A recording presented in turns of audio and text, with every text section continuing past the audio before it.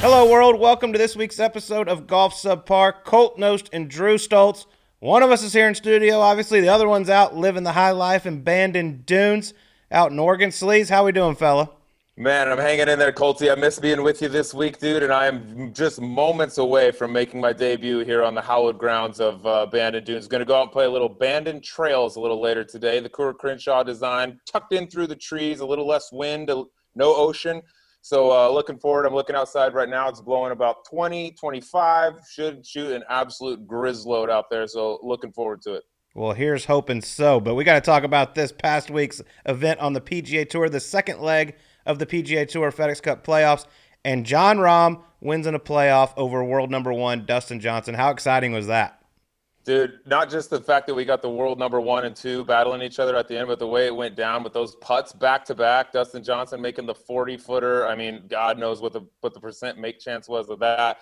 And then Rahm, I thought, like, once Dustin made that, I was like, man, he's got all the mo. Rahm probably thought he had this thing locked up, and he gets out there and makes an even better putt in the playoff hole. It was wild, man. And the best news about it is the two best players in the world right now are 1 and 2 going into East Lake, and it's going to be a beast. But I also thought, Colt, TPC Boston took a lot of shit for how low those scores were and how much those guys got after it. What a change a 1 week makes. And I thought that golf course setup at Olympia Fields was unbelievable, dude. Yeah, and I think it's so unfair when people blame the golf courses just because you can't control Mother Nature. I mean, TPC Boston's a great golf course. They got a lot of rain and the greens were soft. You saw what happens when greens become firm and guys actually have to be in the fairway to control their iron shots. And Olympia Fields definitely shined this week. They got a lot of flack back in the day in 2003 when they had the U.S. Open there that it was too easy. It didn't represent a real U.S. Open. And then you go to a PGA Tour FedEx Cup playoff event where the weather is perfect for them to control the golf course the way they want it to, and 4 under par ends up getting in a playoff. It was awesome to watch. It just shows that you don't have to make golf courses 8,000 yards on the PGA Tour for it to give the best players in the world a lot of problems. Just make firm, fast conditions, and you'll see these guys really struggle. When you have to hit the ball in the fairway, you see the best players shine, and I thought it was absolutely awesome to watch this week. Yeah, couldn't agree more. I don't think we'd want to see that every week. I know the players probably wouldn't want to see a setup like that every single week, but once every so often, Muirfield Village had it with Jack's tournament where that played really tough, really difficult. Now you got the BMW Championship this week. It's nice to get a little bit of these, U.S. Open type setups sprinkled in once in a while on the PGA Tour. Yeah, I totally agree with you, and congratulations to you. You did have the winner this week in the pool. We are doing very, very good as a team. I'll be honest, the numbers are getting very close. We'll get into that a little bit later. But Sleaze, we got to congratulate our first ever guest on Golf Subpar, Jon Rahm, getting another title for the team. Absolutely. For the brand, shout out to Jon Rahm. That was massive. And dude, to do it, especially after he had that little hiccup, little incident there where he just went ahead and picked up his ball on the green without marking it, that'll happen. Although I can't believe it would happen in the PGA Tour, and I'm not sure Jon Rahm's ever done that in his life. But I was really glad to see that it didn't come down to like a one-shot loss for him or losing in a playoff. That would have been a tough pill to swallow. But by the way, we got to give him a little shit. He uses a poker chip to mark his ball, which I think is a big foul in the first place. But how do you not realize your massive poker chip is not down there before you pick your golf ball up? That's a good question. He's the only guy to ever reach world number 1. I bet that marks his ball with a poker chip. The thing is obnoxious. It should be banned from – if you're world number 1, you can't mark it with that. That's reserved for, like, 4-man scrambles. I hope he's the first and the last to ever be world number 1 with a poker chip. I don't think there's any question about that. I think he will be the first and the last. All right, Sleaze. Well, now it's time to get to our guest this week, and that is PGA Teacher and Coach of the Year for 2020, Mr. Mark Blackburn. How about that, Colty? We got the best in the business coming in here. If you're a golf nerd and you like golf information and want to know what the best teacher in the world, as voted on by his peers, thinks, this is a really, really cool interview. We dive deep into some of the golf, philosophies of one of the best coaches in the world. And Sleaze, I've known Mark for a very long time, had the pleasure of working with him. But this episode, I tell you what, I even learned a lot sitting there and listening to him. So let's get right to it. Here is Mark Blackburn on Golf Subpar. Well, we are in the presence of greatness right now. Our next guest was recently announced as the 2020 PGA Teacher and Coach of the Year, the architect behind many of the great golf swings on the PGA Tour, the great Mr. Mark Blackburn. Thank you so much for being here, dude. Yeah, thanks for being here. First off, congratulations, by the way. That's my first time I've been able to tell you this in person, I feel like. I appreciate it. I did a little Instagram post, texted you a couple times. Yeah, that was very kind of you. It's a big honor. It's kind of not a coincidence, though. Like, Travis Matthew, before they signed me, was trying to sell for around $80 million, and they sold for $125 after they signed me. you were a nominee for several years, and then we started working together, and bam, Yeah. Teacher Coach of the Year. I think there's a common thread here. You connect the dots there. Yeah. There could be something Just there. saying. You know what Just I mean? saying. Colt's the catalyst. There He you could go. be the guy before the guy. That's what he does. And now I no longer work Travis Matthew, and I no longer play professional golf. exactly. Now every brand that he's affiliated with is blowing up. Perfect. Congratulations on that, though. That's a huge. How does that voted on? How do you how do they determine who wins that? So your section, so the PGA section you're in, I'm in the Alabama, Northwest Florida section. They nominate you. Every section, I think there's 50 sections. They nominate someone for every national award if they feel like they're worthy. And then it goes to a bunch of votes and then committee, and you fill out a big application, and then you make the finals, and then you fill out more applications, and then your peers or a nominating committee then kind of go through everyone's resumes and they compare them and see who's the most fitting for the award. So I guess they ran out of people to give it to, so they gave it to me this year. You are the most. It's the best part of winning the award. Now, when your students play bad, you can look at them and be like, "Dude, don't look at me. I'm the best teacher in the world. You got to look yourself in the mirror, bro. I'm teaching you perfect." I haven't used that yet, but I am going to keep that in my back pocket. Well, do you get a phone call? Like, what's that phone call like? So I kept getting this phone call from this number that I didn't recognize, and I don't answer my phone if you're not in my phone book. So I finally, one morning, I'm walking down to the basement to go work out. And it's like, this number just keeps calling me. So I'm like, "Hello, Mark, this is Susie Whaley." And I'm like, "Oh, no." I said, you've been calling me, haven't you? And she goes, "I have." Anyway, so she called me and she said, "Congratulations. I wanted to personally let you know that you've won the National Teacher of the Year. We're super excited for you to represent the PGA, but you can't tell anybody other than your close family." So I really didn't tell anybody. I told my wife. I told Chappie and Chez because they both wrote me a really nice letter. I had no idea they actually liked me that much. It's quite amazing. But other than that, I really didn't tell anybody. I did tell my mum and my brother, but didn't say anything. And then the announcement came out, and then my club were obviously really excited, Greystone in Birmingham. So it's kind of cool. I like the way they do that. It's just kind of a surprise. And when they make the announcement, you already know, but you're kind of prepared for what goes with it. How long do you have to sit on it without telling anybody? A month, 5 weeks. I would have blown it. Yeah. Twitter. You Don't couldn't tell have it. lasted a day. Don't worry, Mrs. Whaley. I will not tell anyone. Twitter. Guys. You're never going to believe this. Pleased to announce I'm the best coach in the world. Oh, I love it. Well, let's go back to the beginning. Like, how did you get involved in golf? So when I first started, my dad played a lot of golf, and I grew up in England. People say, "You're Australian." No, I'm English. I've just lived in the South for a long time. And golf was really one of those things. I played every other sport, loved sports. I spent more time outside playing sports than I did doing anything else. And I kind of got into golf later. My dad and my grandfather played. And then at one point, my grandfather, who my son's named after, Rex, said to me, he goes, "Well, you should really take golf seriously. You should, enjoy playing. You could probably be pretty good at it." And then I kind of never thought of it that way. And then I did. And I just kept getting better and better. And then I ended up coming to the States on a golf scholarship. And I was never great, but I always aspired to be better and was one of the guys that the last on the range would outwork people, not necessarily the most gifted in the talent department, but would just keep plugging away. And so I kind of got into teaching because I was spent too much time at the weekends on the driving range on the mini tours, getting beat by Chad Campbell and such. A lot of people got beat by Chad Campbell. Yeah, you ain't the only dude. Let's talk about that trip from London. You come over from London. You recruited to play. You offered a scholarship at Southern Miss. You get off the plane from Heathrow. You land in Hattiesburg, Mississippi. What is that culture shock like? Okay, well, so there has a twist to it. So I actually got recruited to go to school in Mobile. So I went to school in Mobile for a couple of years to do a Baptist school. And I thought, well, this isn't necessarily for me. And then a friend of mine was playing golf at Southern Miss, and they had college football, big school. The school I went to in Mobile had like 3,000 students. It was like separate guys, girls. It was a great school. It just wasn't necessarily for me.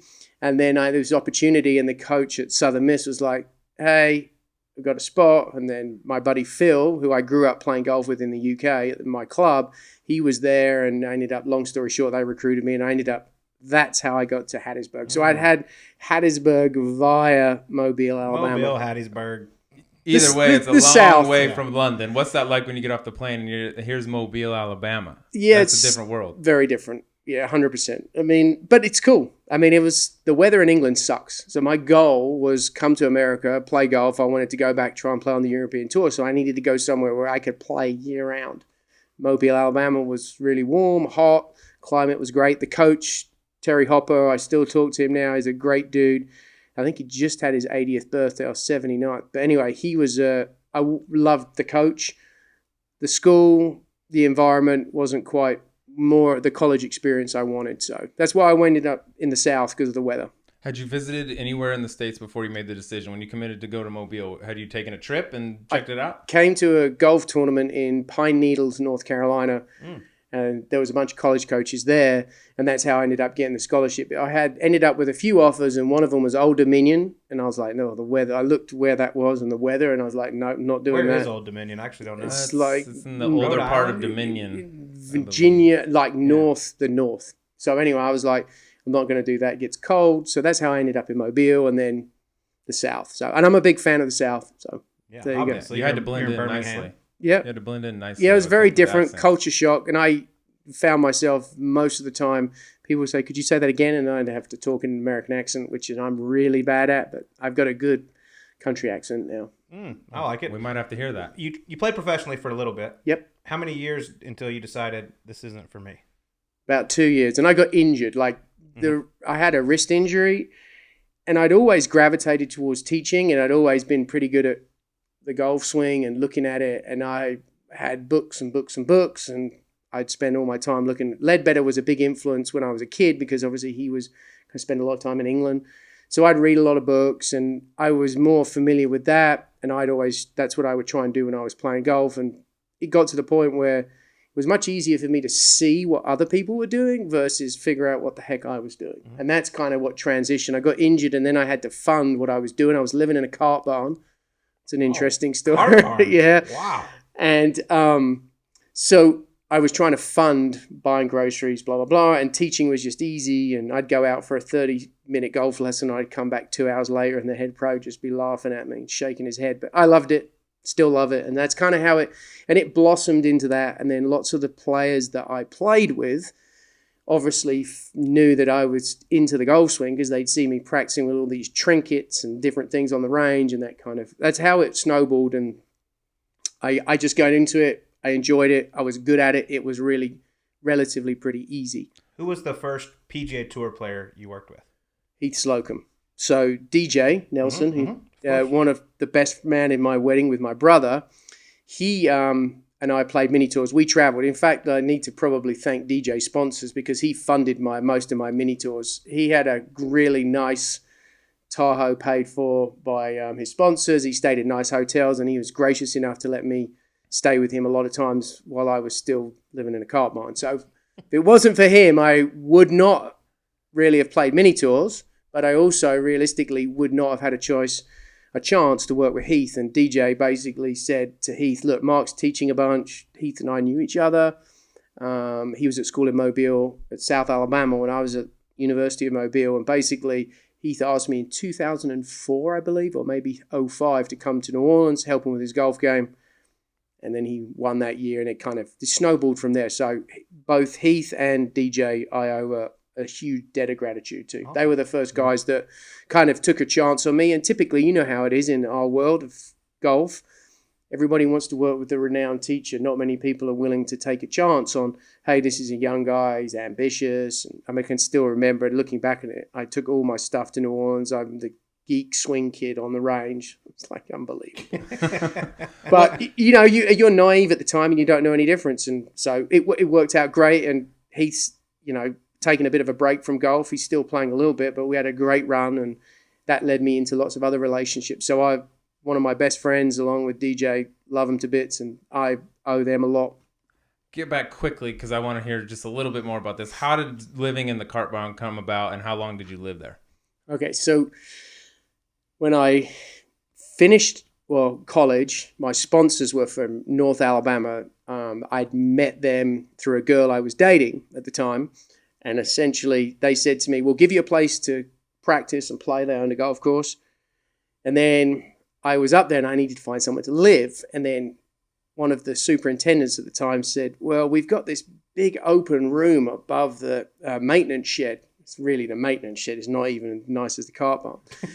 There's this open room, but if you want to paint it, it's got a bathroom in there, it's got a sink, you can fix it up. So anyway, yours truly painted it up, fixed it up, and I lived there probably I had it for about a year, and when I was playing, I was transient. The only bad thing was if you went out on a Friday or a Saturday night and you consumed a little too much, they still have to mow greens really early in the morning, so they tend to roll those doors up at about 5 o'clock, and it's not very good. So thankfully, I graduated out of there after about a year. But yeah, I had a year of it. It was great. Was the girlfriend impressed with your digs? No, because no. Good thing you had a girlfriend. It'd be hard to pull it. But no. But this is funny. So that girlfriend, I played golf too much and I traveled too much. So I was out. But one of her best friends growing up is now my wife, Melissa, who Colt knows very well. Mm-hmm. And I would never let Melissa go to the maintenance shed. So she never saw. She did see it one time, but it was. At least you had a girlfriend, dude. Going to the bar and be like, want to come back to my place? Sure, where is it? It's the cart barn over there. We should probably go back There's to a couple chickens that live downstairs, but don't worry about that. Oh, that's hilarious. That's good. I had no Let's idea. get into some of your teaching, though. I mean, obviously you teach a lot of PGA Tour players. You've worked anywhere from, obviously, Heath, Slocum, Boo Weekly, Chez Reavie, Kevin Chappell, friends of the program, the Seagull, Charley Hoffman. Yep. But one of the things that's always impressed me with great golf instructors is the range they have. Like how you can go work with a Chez Reavie and then the next hour go over to someone that's just picked up the game.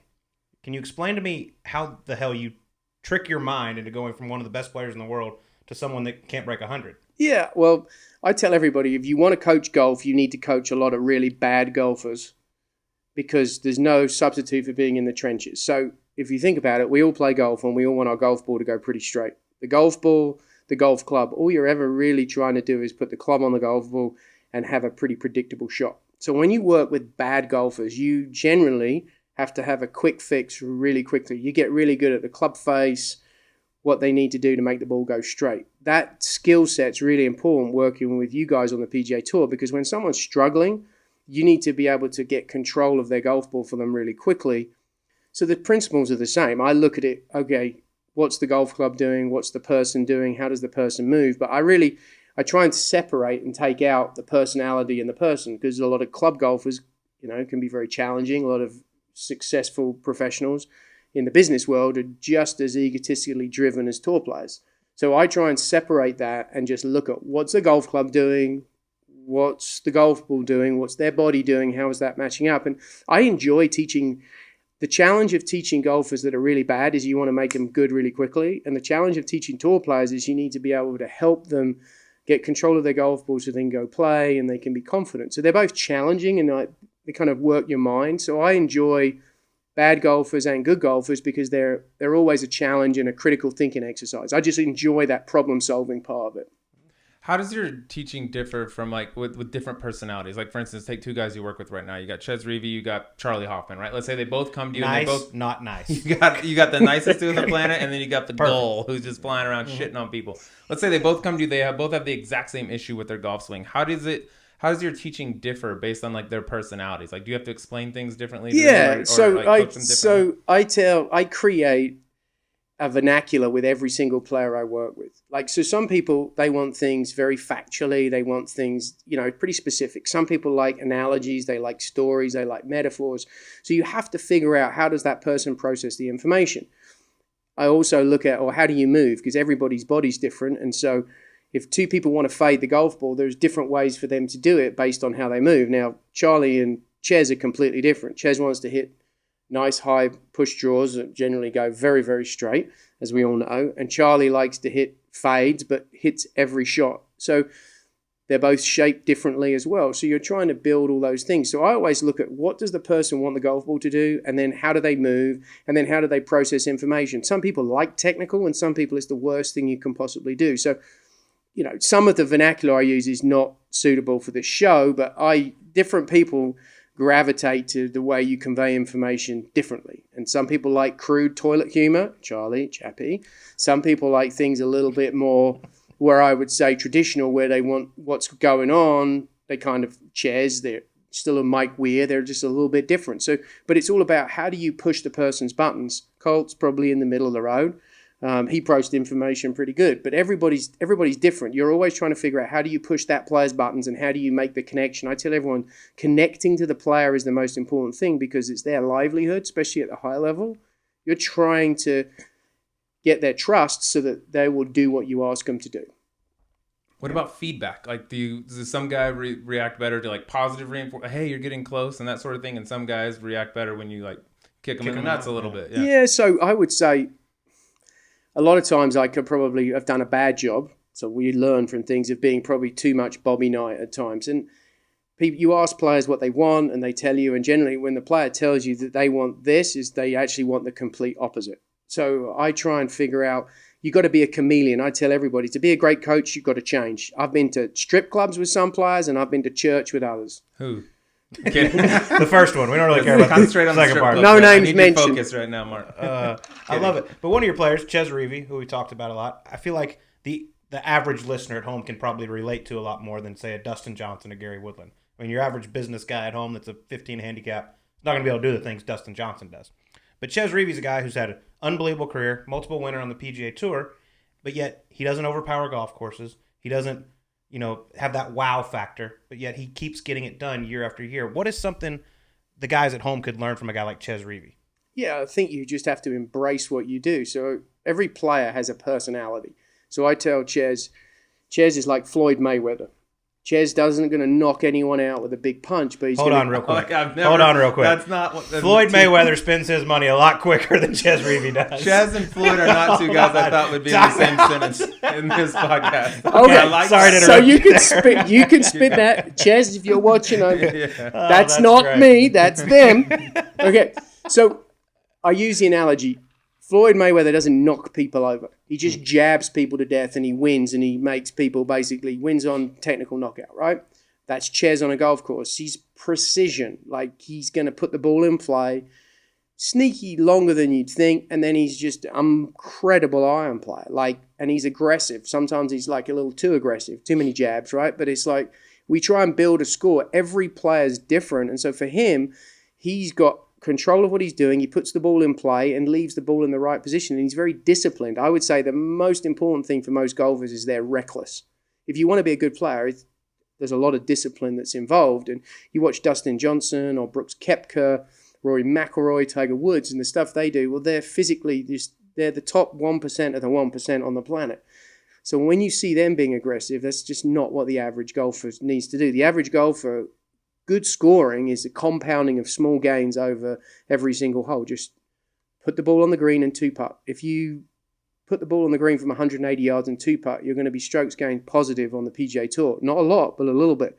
You do that over 18 holes, that's how you shoot low scores. And Chez is just masterful at doing that. Chappie's really good, very disciplined at that as well. So that's one of the things that everyone should figure out is what's your strength and how do you play golf, and you should just go after that. Isn't it? But you see the guys, all they talk about on TV is Bryson DeChambeau, how far he's hitting it, how far Rory hits it and stuff like that. I think what Chez does is even more impressive because he's the anomaly in this game. And he's making it work where, he doesn't do it the way everyone else does it. Yeah, no, and your recipe for success is going to be different. He knows that he has to put the ball in play, and then he's going to hit really, really good iron shots. And I'd argue his 5, 4 iron, 6 iron are probably as good as some players' wedges or 9 irons. And you guys play more golf with him than I do, but I watch him play a lot. So he's really proficient at that. And that's just what he has to do. Make sure he puts the ball in the right position so he can attack based on his strength. And golf's definitely changing. It's like tennis changed, right? Tennis evolved. Golf's the same thing. It's the further you smash it, Bryson's just exemplifying that now. And Tiger, when he first came out on tour, there's a massive distance bias. We've talked about that plenty of times. Yeah, but I think everyone at home wants to hear that. In my opinion, I don't think you'll see too many young kids coming from college onto the PGA Tour that play golf the way Chez Reavie does. No, there'll always be an anomaly because there's going to be people who are just gifted at playing the game and great ball strikers. But there's such a distance bias now. People smashing it is just 180 plus ball speed. The kids in college. So you go watch a college event, they're all smashing it. The really good ones are all over 180 ball speed. Colin Morikawa might be, and he's faster than you think. Yes. They're absolutely smashing it. I mean, Matt Wolff is kind of, yes, his swing is different, but his ball speeds, what he does, there's plenty of college golfers that do that. So that's what's coming. We know more now about generating speed. Don't worry about where it goes when you're a kid. Our junior programs, hit it as hard as you possibly can. Smash it. Just absolutely kill it, because the correlation to earnings and world rankings is far more indicative with driving distance than any other stat, because you're having a shorter club into the hole. You're going to be able to attack the hole. And golf courses, the typical golf course you play, so they played Boston, they're playing Olympia this year, and major championships, hitting the ball a long way is hugely, hugely beneficial, because that's what's going to give you a shorter club in, which is going to allow you to have a higher angle of descent, which has allowed you to get more control, keep the ball below the hole, easier putts. Like, it's a very much of a knock-on domino effect. People don't necessarily think of that, but smashing it until they roll the ball back or do something else, which they shouldn't, because the great thing about golf is you can go into your pro shop and buy a Titleist Pro V, the same golf ball that Chez Reavie's playing, or that Jordan Spieth's playing, or Adam Scott's playing, and you can play the same golf courses, which is what makes golf unique and why we all love it so much. But with that push for like distance right now, which we're seeing more than ever, you got Bryson doing what he's doing, all the DJ, just what he did this past week, 30 under. Are you seeing more of your students coming to you like, I need some more ball speed? Like, is that an emphasis for the guys that are already on the PGA Tour and do hit it a long ways, but they're like, I need more? Yeah, definitely. And some people have the speed, but they're not scared, but they're apprehensive to use it, because we all grew up in a culture of you have to hit the ball pretty straight. Hitting it in the rough doesn't matter if you've got a short club where you can create spin. Like a wedge out the rough, assuming the rough is not like hay, is going to be a lot easier to get it closer to the hole than it is going to be with a 4-iron that's 200 yards, 225, 30 yards back. And so I think that the more of that, you're going to see more and more of that, and everybody wants to hit it further. Charley is a good example of that, right?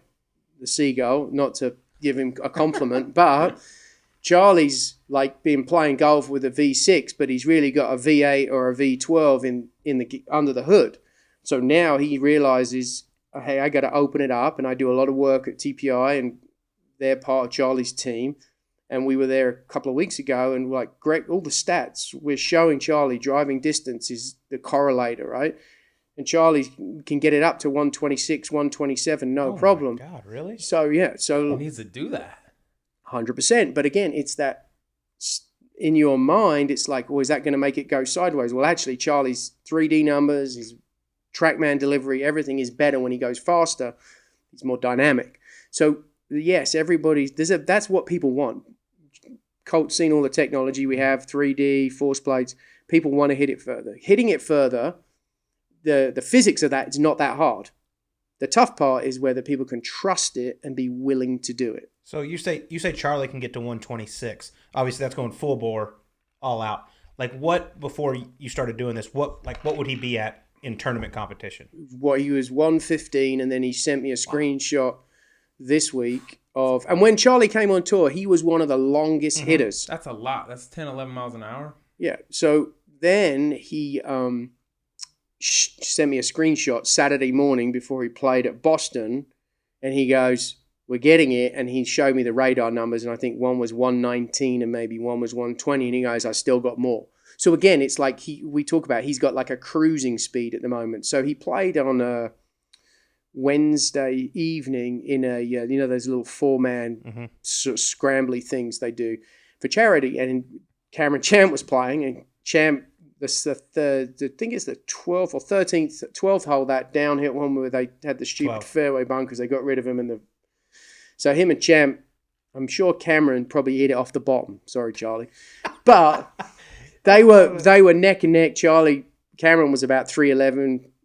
Barnsley shot with a laser, and he was about 313. So Charlie claims he won.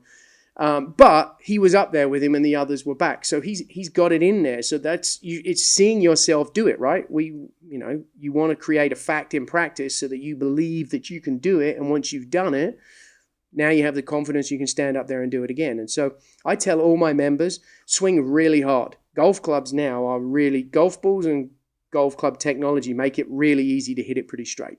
So a 10-year-old golfer that shows up at one of your academies and has never played golf or just beginning in golf, you're teaching that kid, let's learn to hit it as far as you can first and foremost. We'll learn to hit it straight later. 100%. And it's completely different with different things. Like I like doing martial arts, and that's slow to learn something.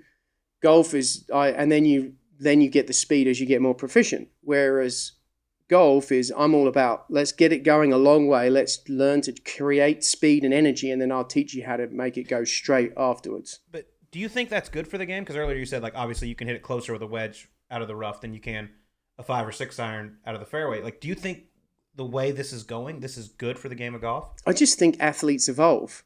I mean, if you look at Roger Bannister and the 4-minute mile, and then you look at what people do now, if you look at Usain Bolt, and then you look at other people, it's just like it's evolution, right? And we get better. I would like to think us that are we're not the ones that hit the shots, so by no means the coaches can take the credit. It's all the player. They're the one in the battle doing the stuff, but you'd like to think that the ancillary people behind, we're better at coaching, we're better at conditioning, we're better at creating athletes, and golfers are becoming more athletic. I mean, look at Dustin Johnson. He's a full-on athlete. Mm-hmm. And when golfers look like that, and I think they're going to from a younger age, and they look more like baseball players, those guys are going to look relatively, the 200-mile-an-hour ball speed thing will not be anything that's unnormal. I think it will be what 180 is now 185. I think it's just a matter of time, unless there is a rollback, which I don't think there necessarily should be. I mean, I just think everyone should just get on with it. Just another reason I'm happy I'm sitting right here. It's changed.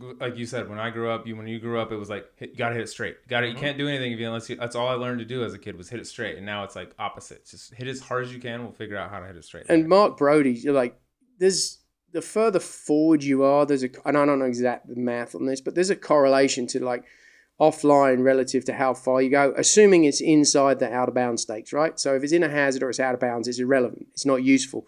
But rough is, the further down there it is, the rough becomes really, they tried to change the grooves to sort of offset that, but players are too good. I mean, imagine if you knew that you're going to hit it like Bryson.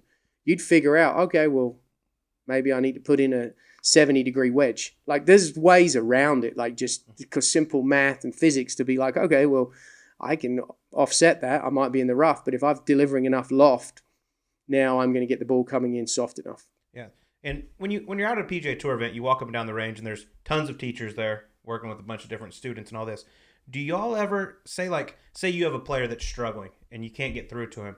Do you ever reach out to, say, another teacher and be like, could you maybe take a look at my guy, and maybe bounce ideas off other coaches? Yeah, I think there's a lot more sharing that goes on than you would think, and you're always asking questions to try and help your people. So the players that you've got, your goal is you want them to play better. Like, we're all paid, well, I'm paid on commission, so if my guys don't play very well, I'm not making any money. So I don't think it's... Sorry. I don't. But you're investing in the player. Like, you take players on because you believe they're like a stock. You think they're underperforming, and then you think that you can get them to perform better if you're competent at what you do. So I have no problem with that. But at the same time, you're asking other instructors, if some certain coaches are good at certain problems, I think they're good with certain types of personalities. So if you have somebody that might be slightly out of your wheelhouse that you've kind of ended up coaching, it'd be foolish not to ask those people. And if you look at surgeons and the medical world, they consult each other all the time. But the trouble in golf, there's a lot of egos involved, so people will get bent out of shape. And I try and be relatively objective about it. The certain coaches are really good at some things, and I think they're not good at others. I think I've got some strengths. I know I have some weaknesses. So there's certain players and personalities that you're going to do well with. It'd be really silly not to ask other people. And we spend a lot of time waiting around for our players that are going to... He's very good about being on time. Others aren't. Others aren't. So there's time to interact and ask questions, and these phones are fantastic. You pull it up. Hey, what do you think of that? And I think that that's a good and a healthy thing, because that helps everyone play better. That's interesting, though. I'm glad you asked that question because I was going to ask that too. But there's no the PGA Tour is extremely competitive. I would assume that it's somewhat the same in the teaching world, because there's only a certain amount of you guys that players will trust with their golf swing. So if you had a player that wasn't playing well, you would walk over to so and so John Doe coach and be like, hey, can you take a look at my guy? I'm not sure what he's doing. I'm not really getting through to him. And you would be willing to do that? Yeah, and I think the good thing for me is I have a team of really good instructors in Birmingham too. So we look at video a lot. Like, what do you think of that? And I spend a lot of time dealing with folks in the science world, and I run it. I try and check, double check, do my due diligence. Does it hold up to scientific principle? Can they physically do it? So there's a lot of people that I'm always consulting before I might give a player a really simple cue like, hey, we need to move the ball back, or you need to try and get it a little flatter. I'm not going to come to those decisions by just saying it and throwing something up on the wall. It's always going to be based on, okay, there's no absolutes, right? They call it practicing medicine. We're practicing golf instruction. Some other instructors might say otherwise, but that's the reality. It's a best guess scenario based on all the information we have. So at some point, you're, okay, I've done my due diligence. Here I'm going to go. And sometimes players call and they want to work. Then you go, I'm not the right guy, but you should see this person because they're really good at this. That's interesting. I wouldn't have thought that. I have a question. Are you a guy that when you go home after a day's work, can you turn the brain off away from golf? Or are you always constantly thinking of ideas? Or yeah, I'm probably pretty bad about. Like, do you ever wake up in the middle of the night and be like, "Oh, Chez should do this"? Yeah, sometimes. Yeah. Yeah, and I'll always go grab something. I'll be in the kitchen, and I like to cook, right? Because you can actually create something and finish it. Golf games are never finished, but I'll be picking up a knife and I'll be cutting something, and then I'll be doing something, and Melissa will look at me and go, "What are you doing?" Anyway, so yes, I'm always thinking about it, but I think that's, if you're into helping people and problem solving, your brain's always racing. Like, you're always trying to figure out, and you may be I might be out on a run, and then I might think of something, well, that would really help Chez. Yeah, like that. Just how it goes. Your brain's always running. Mm-hmm. And obviously technology has really started to take a big part in instruction in the last decade or so. 100%. Do you think it's almost too much now? Like, players get too much information? Yeah, so that's a great point. So, like, the point of golf is to score. So I think we've lost that in some respects. Mm-hmm. The person that gets the ball in the hole the quickest is the best player. So as a golf coach, there's teaching and coaching, but as a coach, my goal is to help you build something that will allow you collectively, your whole game, to score better. Technology has been really good at analyzing what we do to the smallest amount, but sometimes it's like paralysis by over-analysis. So technology is great. I'm a massive fan of it, especially with a club golfer, because the feedback is huge. Most good players can tell you what they're feeling, and their feels are pretty accurate. They're pretty spot on. Not always, but generally pretty good. The club golfer couldn't find their arse with a banjo. Like, they're just... Never heard that. I like it, though. I'm going to write that down. So for them, technology is really useful because it's a great feedback tool for them to be able to see, feel, do. So technology gets a bash, and that's not for...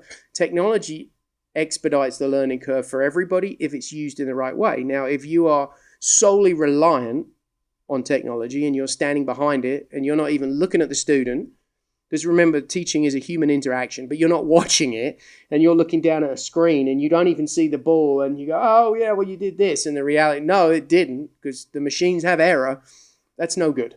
But technology is a really useful tool. I think it gets bashed by the old guard a little too much.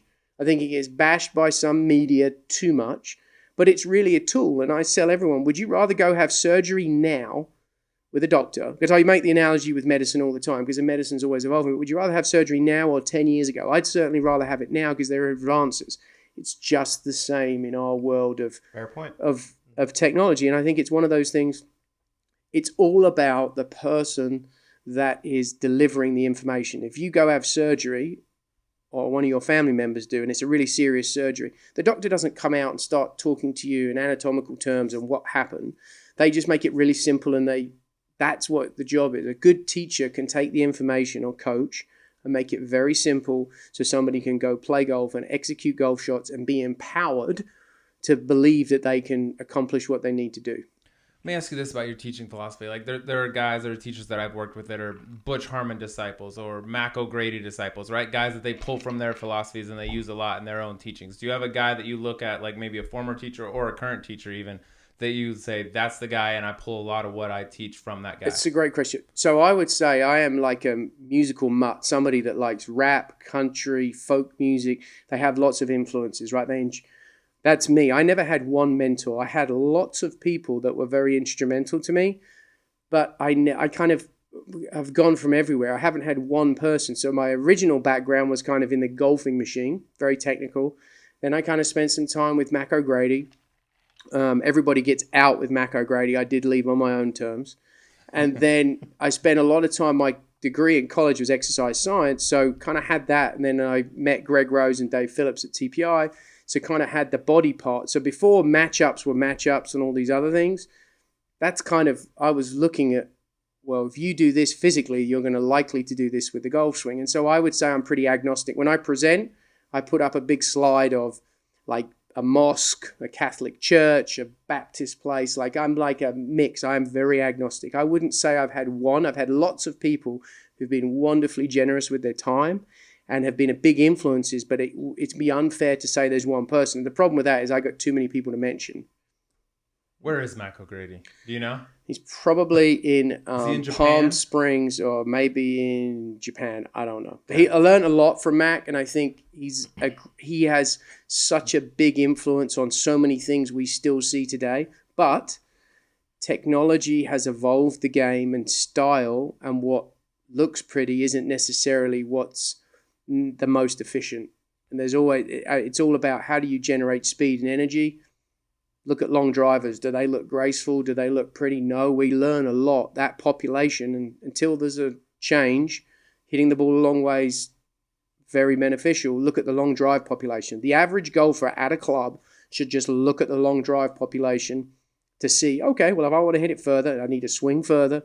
I need to let my body turn. I need to do these other things. Done. I'm going to do it. I'm going to do it. Mac O'Grady and Anthony Kim are playing the greatest game of hide and seek in the golf world for any two humans on the planet. Every dude is like, well, I heard he was here, but he might be over here. No one knows where they're at. Nobody knows, but everybody wants to know. All right, Sleeves, is it time for Emergency 9? Or you got? Yeah, we can fire that. Yeah. I'm absolutely ready. All right, Mark. Is it my lead or your lead? Well, we'll start out the one. We do this with every guest. 9 fun questions. Okay. Not too serious. We got rid of all the serious stuff. Right. We learned a lot. I learned a shitload today. I'm probably pretty boring versus most of your guests. I learned a shitload today. No, I like this. I feel like I got better. I'm going to start swinging like a long drive, dude. That's all I took away from today. You want to hit it further? Do that. All right, start us off, Sleaze. Number 1. All right, number 1. We asked this to everybody. If a movie were to be made about your life, what actor would you want to play you? You can pick anyone, dead, alive. We've had a wide range. Wow, that's a great question. I think our last guest, Sean O'Hare, picked Old Yeller. That was actually what he said. He was like, was the most I don't depressing. know. I hate myself. I'll be Old Yeller. Oh, man. We've had John Daly say Matt Damon, Gary Woodland say Denzel Washington. So there's no right or wrong answer here. You and we both give our opinion too. Yeah, I got a good one for you, I think. You do? Yeah, but I want to hear you. Anthony Hopkins. Oh, all right. Class act, Anthony Hopkins. You want to actor. go or you want me to go? Yeah, this is where I give you a huge compliment, by the way. I have no idea why. Couldn't figure it out. Daniel Craig. Yeah. 00. Yeah. Double O. Got the accent. You won't even have to. Yeah. You won't even have to learn. I how did to go. do that. Yeah, I went British and all that. Yeah, you got to go British. Yeah, that's absolutely. good. I'll take that as a compliment. That's good. That is quite nice for I heard me. women think he's handsome. Yeah, there Mine's you in go. a similar vein to that one. I'm going to go Jason Statham, and I would like to preface that by saying, either one of these guys that plays you, you're going to need to get in the gym a little bit. And that's not to you. You obviously take care of yourself, but you got some work to do. Some HGH or something needs to be in play. All right. Number 2. Right now on the PGA Tour, you got Chez Reavie, Kevin Chappell, the Seagull, Charley Hoffman. I need you to rank them in order of most high maintenance. 1, 2, 3. Oh, no. Yep, you got to. I think I know. I want to hear. They're all tied first. They're all queens. Okay, who's the easiest? They're all easy in their own way. And they're all difficult in their own way. Correct. This is a very political answer. I like that. But and I will say this, right? Like the players you end up working with, just like Colt, you don't start their business relationships, but you end up developing, and you think of them. I think of them a bit like my kids. So the things that you don't necessarily initially like about them, you end up, man, it's kind of their nuances, how they are, and everybody is different to how you perceive them. And they're all those three guys are super generous, super fun to be around, but they're all equally as high maintenance in their own way. But Charlie's a disaster. Yes. I'll end that. No. All right, kidding. All right, next question. Give me one American slang word you use all the time and one English slang word that you still use to this day. Oh, no. Are you a y'all guy? Y'all, I use y'all a lot. I like y'all in an English accent. Y'all and fixing. Fixing too, yeah. I can't. There's plenty of English ones I use, but they're not suitable for here. No, they're all suitable. I heard a good one the other day that I'd never heard before. When someone's like under the gun, under pressure, guys called it under the pump. Is that a common thing, or did he make that up? Under the cosh would be another one. Under the cosh. What is the cosh exactly? It's an expression, okay. Under the cosh. Fair. I would say, under the cosh is fine. I'm not going to use any. There's some words, that are used in the US, like you're just saying something that's pretty it's not offensive. Wanker would be one that gets said a lot. That's not a word that you should really say very much. Is wanker bad if you say it to someone in London? Like, how offensive is that on a 10 scale? Yeah, it's not. 6? Yeah, I mean, it's not. If you call someone a wanker, I'm going to start saying it. If you call someone a wanker, that's not great. All right, we'll start. But people say it all the time. They're like, they'll just. There's so many good words. Yeah. Yeah, not suitable for this. Wanker. No. Yeah, we'll work that into our next one. Our next show for sure. Sean O'Hare was a little bit of a wanker. In a literal sense. Yeah. Figuratively and literally. There we go. Okay. Which ranking system is more inaccurate? The official World Golf Rankings or the top 100 teachers list? I got to be really careful here. I think they could probably. They're both the best we have right now. What an answer. That's all fair. right, whatever. Next question. Okay, next the question. top 100 teachers are fantastic, and the top 100 players are fantastic. That's well said. Can't argue that. They should be mixed up a little bit. Maybe juggle that around a little bit. That's probably up for debate. I'm sure some people would say the same thing. Okay, fair enough. All right, this is a little philosophy I'm willing to give to you to use to your pupils. So the big thing that's tough to simulate in golf practice is being under the gun, under the pump, under the cosh or the pump, with right? Adrenaline and all that. Do you think it is a good idea when practicing to drink 3 Red Bulls right before you go out there and then start practicing putting? Is that a good way to simulate what it's like under the cosh? Because I did it, and I think it's a pretty good method that nobody's utilizing, and I want to give it to you, being that you're the teacher of the year, and I think it could add to what you do. Well, if you're someone that doesn't get amped up, then it's probably a bad thing. If you're someone that gets highly amped up, it's probably a very effective training tool, yes. I think you're spot on. Maybe use that with some of your boys. Maybe the Seagull would like to try that out one time. Next time he's under the gun. All right, well, staying on the topic of the sleaze, you've seen him play some golf. Yeah, I have. Which current or former tour player does his swing or just golf game in general remind you of? Oh, who did I call? I called it one time. We played golf. I said it's. I believe you said Troy Merritt. Yes. I was looking for Rory McIlroy. That's incorrect. That's the one I get a lot. Are you still sticking with Troy Merritt? He almost won a couple weeks ago. I was world number 1 for a week, dude. You did. I did hear a rumor that you beat the world number 1 player. Let's not make it a big deal. If you want to talk about it for a while, then that's fine. The 17 holes, not 18, but I heard it. It was 18. It was full, and I didn't even warm up. No big deal. Troy Merritt, is that the answer? Yeah, Troy Merritt. Similar move. I don't know if he hits big enough bombs. I want to be a bomber. You're not a bomber. I was looking for. But you know what though? Now you have the long drive tip. I'm expecting a metamorphosis of your golf swing. Good call. My left heel is going to be up. Now there is a great idea. Respect. You've got these long levers. I have huge levers. You should have this big, long golf swing. Lift that front foot up. You might end up with a back fusion, but don't worry. If I had gotten to you a few years earlier, my career could have been a lot different. But there's a guy in town here that ruined me, and I want to bring up his name, but I think we all know who I'm talking about. Could have been something special. All right, next question. Is your biggest accomplishment as a teacher getting Derek Anderson to become a legit scratch handicap? Because I think you deserve like a Medal of Honor for that. Oh, DA's the best. Nicest human on the planet. Yeah. His golf game's trending for sure. We got to get him to a plus golfer then, and I'll have accomplished Please something. get He's him to a shooting plus. some numbers right now. Legitimate, like I've seen par posted.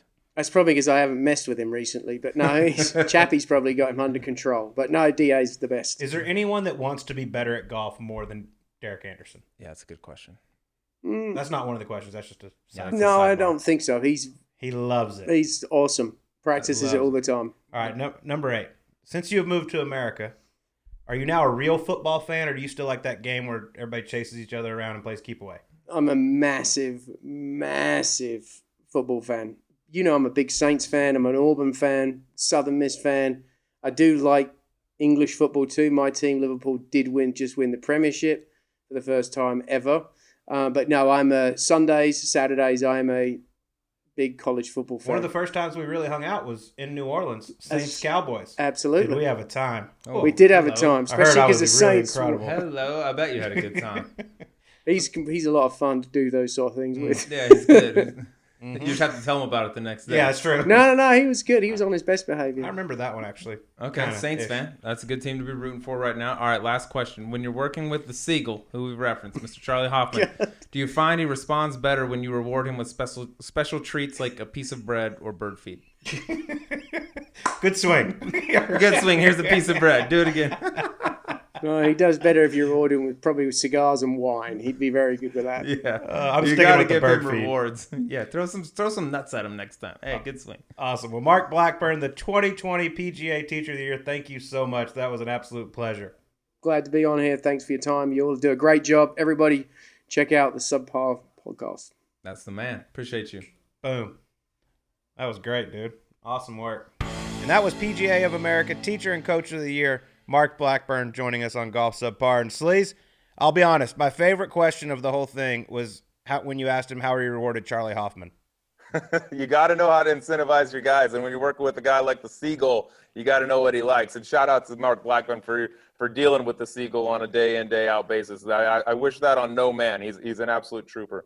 I love it. He was great, and I hope everyone learned a lot from him. First off, I learned that he actually slept in the maintenance shed back in the day, which absolutely blew my mind. I was like, Mark, I didn't know times were that rough. You sleeping in a metal shed. How about that? That's some mini tour stuff right there. That's the real deal, Holyfield. Hard enough to pull chicks when you're playing on the mini tour because you got no money, you got no nothing. It's even harder when you try to get one back and you're like, oh, here I am. I live in this maintenance shed. Don't mind the range balls and the dudes working downstairs. It's totally fine. Sleaze, something that wasn't so fantastic was the results of the gambling contest last week when you stole my number 1 pick. But I'll give it to you. Congratulations. You do have the honor this week. But this week, we're going to do it a little different. The standings are very close. I believe you're down $483,000. But producer Mark, can you explain how we're going to do it this week with the different format in the Tour Championship? Yeah, so we didn't really think ahead to how this would end on the Tour Championship, so we're on the fly here. So we're going to have a Group A of numbers 1 through 5, which I've randomized. So Colt and Drew will give me a number, and that will be their pick. Same with 6 through 10, and then they'll each get an individual pick from outside the top 10. Drew has $483,000 to catch up, and next week we'll have a winner. All right. Well, I like the way we're doing this. And producer Mark, blink how many ever times what spot you have Dustin Johnson at. This is so suspect, dude. It's the ultimate week, everything on the line. You guys are in the same room and we're doing random picks. I'm getting jobbed on this deal, no question. Sleaze, you take a vacation during work week, this is what happens. You get punished. Fair enough. I know there's some shitty stuff going on in there, so I will appeal this to the hilt if I happen to lose, but I'll go with it right now. Well, just go ahead and mail in your appeal from Bandon Dunes. We'll see you when we get it. It'll be there in about a month. You won last week, so you get to pick first. All right, I get my first random number. All right, my random number in honor of the great LaDainian Tomlinson, TCU San Diego Charger great. I'm going with number 5. Number 5 has just earned you Justin Thomas. Oh, could be worse. Okay, could be a lot worse. Let's go. Oh, boy. All right, Mark, give me some signals here. I need something good. All right. Close. Well, I feel like I'm going to be number 1 at the end of this, so I'm just going to go with number 1 and see if he left DJ up there. Well, all conspiracy theories out the window. It's because number 1 gets you Webb Simpson. Oh, that's fine. Damn. All right, pretty even, dude. Coming off an off week, should be rested up and ready to go. Yeah, All pretty right. even split there. So now we go to 6 through 10. And because I love Billy Bob, because he's a 10, I'm going to go number 10. Arguably one of the most consistent players throughout this year, Daniel Berger. I'll take it. I'll take it. That's a nice scoop. All right, I'm going to stay with my trend of all-time favorite football players. I'm going to go with number 7 for the great Jonathan Elway. Who we got? Hideki Matsuyama. Okay. He's going to shoot 1,000,000 this week. Did you see how he hit it on the weekend? Wouldn't have been the guy I would have picked, so that's a little sticky. Okay. All right. All right. Now we're going to go to the bottom part, numbers 20 through 30, and we actually get to pick our guys there. So this is where I believe we can overlap, so it doesn't matter if you or I go first. From 20 to 25, I will go ahead and start it out with a man who went to school not too far from there. He's a Bulldog. I look for him to make a big push this week. Kevin Kisner is my number 3 pick this week. All right, Kevin Kisner, that's a good pick. That is hard to argue with. Actually, that would have been my pick, but I'm sticking with my theme of never overlapping with you. So I'm going to go with the next best option, I believe, starting at -1, and that's Abe Answer. Great iron player. Hasn't been quite as nails as he was earlier in the season, but I can't have the same guy as you, so I got to go somewhere, and I think the next best option is Abe Answer out of that category. Wow, absolutely no love for Tony Finau. I thought for sure you would go that direction. That's shocking to me. All right, but it's on to 26 to 30. The guys coming in at even par. They have 10 shots to make up, so they're going to have to really press the gas pedal. I'm going to let you do the honors on the 26 to 30 guys.